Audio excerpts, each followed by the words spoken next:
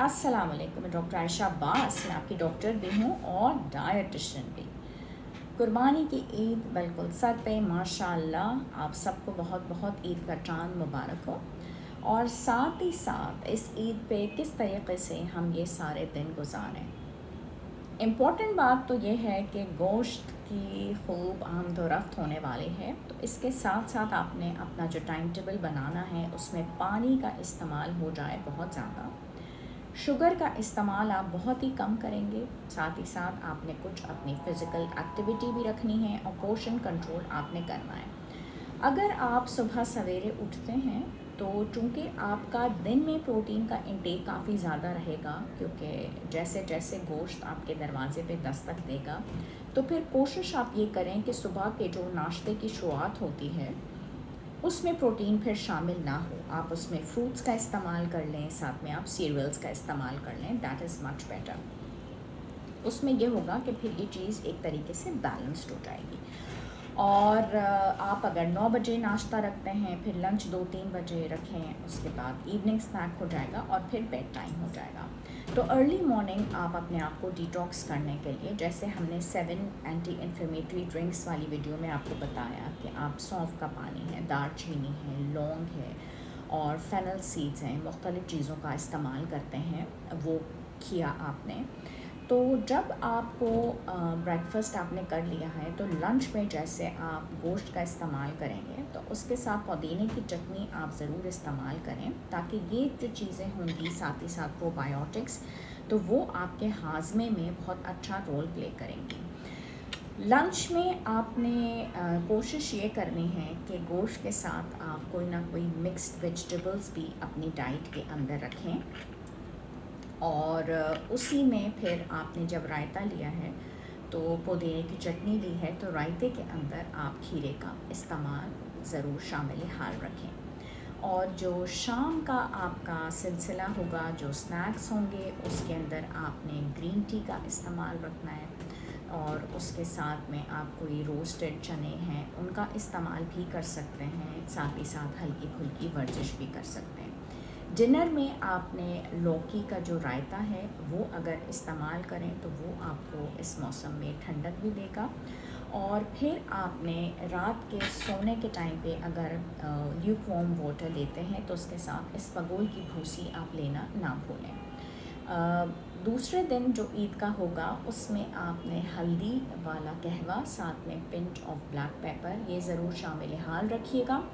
और कोई भी आपका सीज़नल फ्रूट है अलावा मैंगो के, क्योंकि मैंगो भी गर्म तासीर देगा, गोश्त के साथ आप उसको कंबाइन ना करें।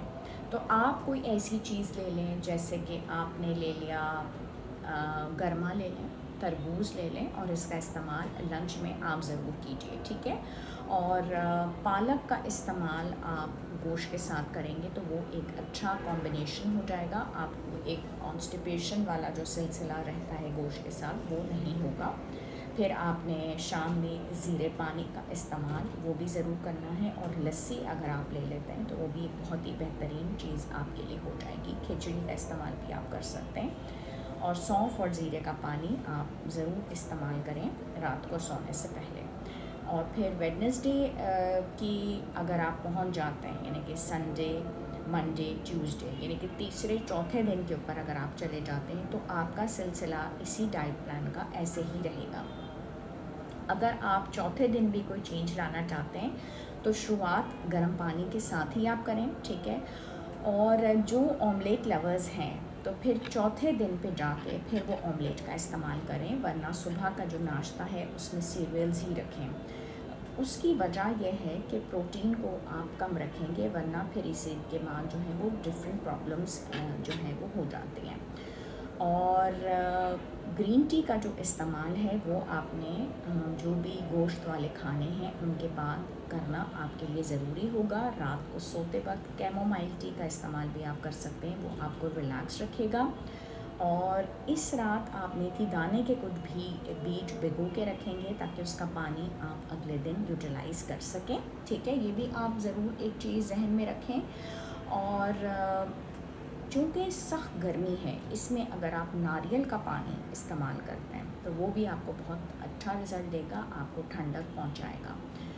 पुदीने का कहवा आप ले लें, अगर ग्रीन टी ले रहे हैं तो पुदीने के पत्ते भी आप उसके अंदर जो है डाल सकते हैं, उसको आप एंजॉय कर सकते हैं।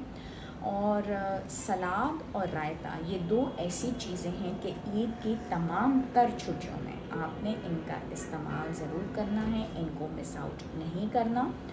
और एक चीज़ और जो आपको बहुत फ़ायदा देगी वो ये है दाल का इस्तेमाल। तो ये जो आपके दिन होंगे सारे ईद के, उसमें से कोई एक टाइम ऐसा आपने रखना है कि अगर तो आपने रायते में वेजिटेबल्स ऐड कर ली हैं, that is very good. Otherwise फिर आप मूंग की जो दाल है उसका सूप बना लीजिए, और वैसे मूंग की दाल को एक डिश को सब्ज़ी या दाल के दस्तरखान पर ज़रूर रखिए। एक चीज़ जो इस ईद पे लोग मिस कर देते हैं वो होता है चिकन का इस्तेमाल और गोश्त होता है। तो जो चिकन लवर्स हैं, जहाँ हमने दाल का ज़िक्र किया, सब्ज़ी का ज़िक्र किया, तो आप चिकन लवर्स के लिए क्या करें, तो कोई एक चीज़ आप उनके लिए बना लें। वेजिटेबल्स के साथ चिकन बना लें, आप थोड़ा चिकन के कबाब साथ में रख लें, तो एक डिफरेंट चीज़ भी हो जाएगी, क्योंकि सारे दिनों में गोश्त नहीं खाया जाता। और सौंफ का कहवा साथ में रखें तो डाइजेशन में भी काफ़ी फ़ायदा हो जाएगा, बिकॉज़ इतने सारे दिन उसके बगैर नहीं गुजारे जाते। एक और क्वेश्चन हमारे पास ये था कि जहाँ इतने दिन होंगे तो फिर कॉन्स्टिपेशन भी ईद के दिनों में हो जाएगी। तो कॉन्स्टिपेशन को दूर करने के लिए मैंने आपको ये तमाम तर चीज़ें बताई हैं कि आपने रायता लिया और आपने उसके अंदर ज़ीरा और सौंफ डाला, तो ये आपकी एसिडिटी का मसला हल हो गया। कॉन्स्टिपेशन को दूर करने के लिए रात में आप इस बबूल की भूसी लेंगे, और उसके बाद भी अगर आप नहीं दूर कर पाते तो सना मक्खी का पाउडर आपने गर्म पानी में ले लिया रात के टाइम पे, और उसको आप बॉईल करके लेंगे तो इंशाल्लाह ताला आपका मसला बहुत अच्छे से हल भी हो जाएगा, और इंशाल्लाह ताला आपकी ये ईद बहुत बेहतरीन गुजरेगी हमेशा की तरह।